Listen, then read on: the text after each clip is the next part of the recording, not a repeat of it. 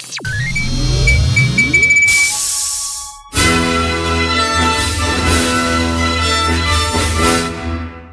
everyone, this is Julie again, Juliet Jones. It's so great to see you back for another episode. Don't you think Dave does the best job of telling my stories? In this episode, Eve is on her way to pick up the money at the bank for her acting lessons with Glenn Sabine. I won't tell you how I'm feeling about all of this yet, but one thing's for sure. I've never seen Eve so excited before, and knowing my sister, that's saying something. Come on in and join the fun.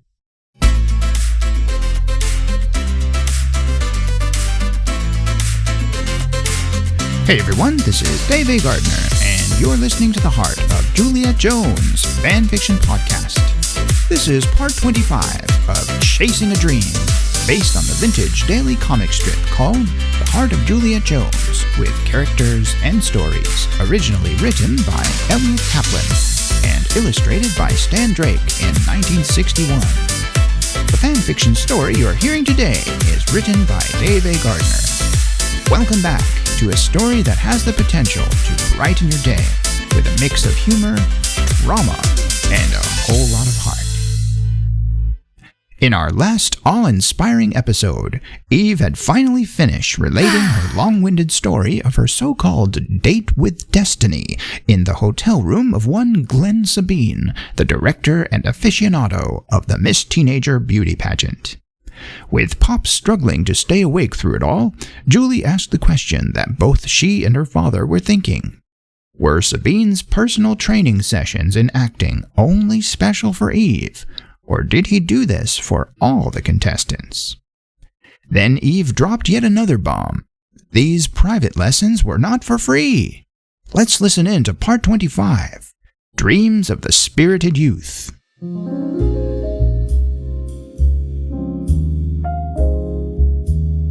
Imagine your dream, the most precious and deepest desire of your heart, gift-wrapped and sparkling, and dropped in your lap for the taking.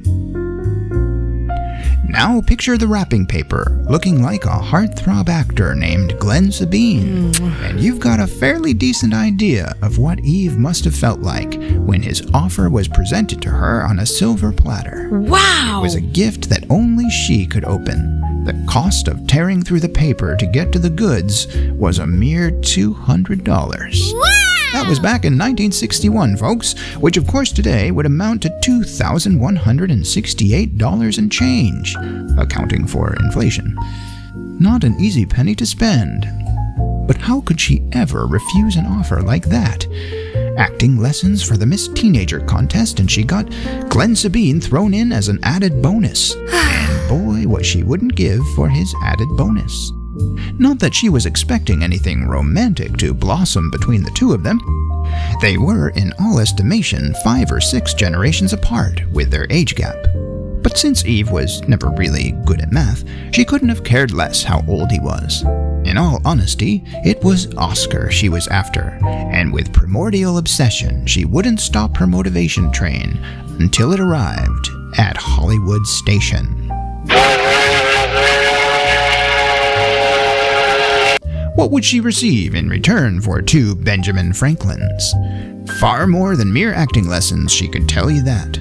Eve was light years ahead, imagining limousines taking her wherever she wished.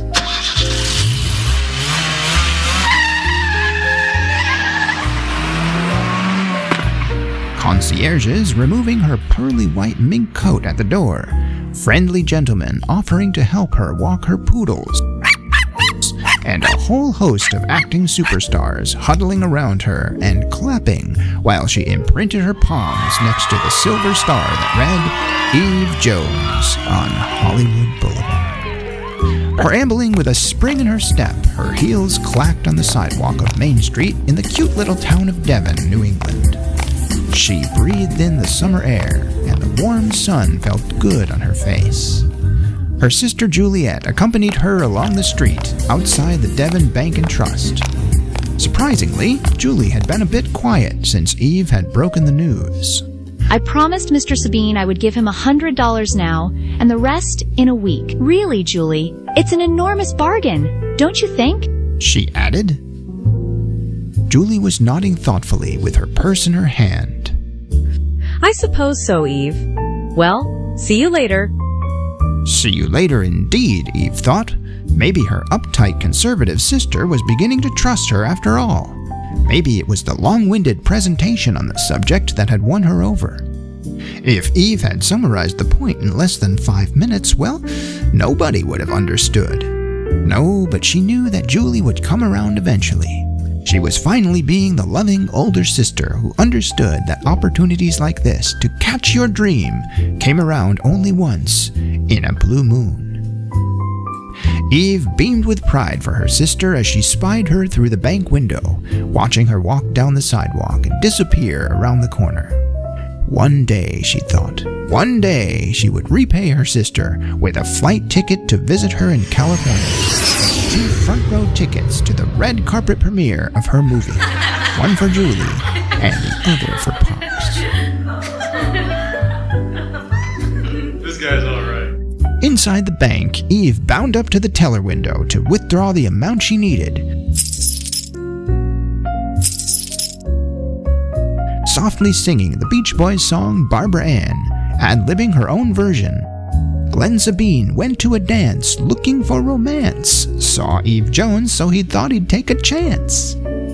Well, a girl could dream, couldn't she thought. Going somewhere, Eve? The teller asked her in a friendly tone as he handed over the money. She'd almost forgotten that in a small town like Devon, everybody knew everybody. Mr. Alfred P. Hoskins was the nosy bank teller who chit-chatted about everybody's business when they walked up for a deposit, and especially when they walked away. Eve and her friends were pretty sure that rumors in Devon could often be traced back to Mr. Hoskins. This time she was ready to give him what he wanted. Eve smiled broadly. That 100 could be a down payment on a trip, Mr. Hoskins. The way things are these days, Mr. Hoskins reminded her, 100 couldn't take you too far. Oh, and a dagger to the heart. Was that the way he was going to play it? He was just an old mossback and probably knew next to nothing about the world outside of the 4 walls of the bank, Eve figured. Yeah. As far as Hollywood, maybe? She asked sarcastically. Some people would never understand the dreams of the spirited youth. Hey everyone! This is protagonist number 2, Eve Jones. Thanks, Dave, for telling my story today. Did I mention I love Dave's romance novels? You should totally check them out. Just go to his website and see for yourself. His website is authordaveagardner.com. Don't forget to mention Eve Jones sent you. He'll know who I am. See you all in the next episode. Bye!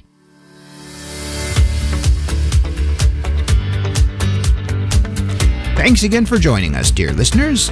As a reminder, if you're interested in reading more romantic stories by author Dave A. Gardner, be sure to check out the selection of life-changing and inspiring books listed on my website. That website address is authordaveagardner.com. That's authordaveagardner.com. You've listened to The Heart of Juliet Jones Fan Fiction Podcast. Until next time, dear listeners, may joy and peace be yours. And like Juliet, may love always bloom in your heart like a rose.